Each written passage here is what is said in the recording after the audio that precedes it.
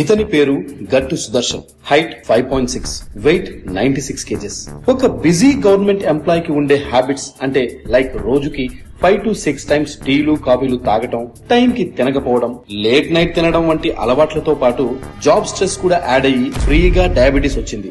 గట్టు సుదర్శన్ అంత stressful disease field life నుంచి హ్యాపీ డిసీజ్ ఫ్రీ లైఫ్ ఎలా సాధించాడో తెలుసుకోవాలంటే ఈ Sunday wow global communities the longevity code webinar లో మీ స్లాట్ రిజర్వ్ చేసుకుని ఆయన మాటల్లోనే వినండి.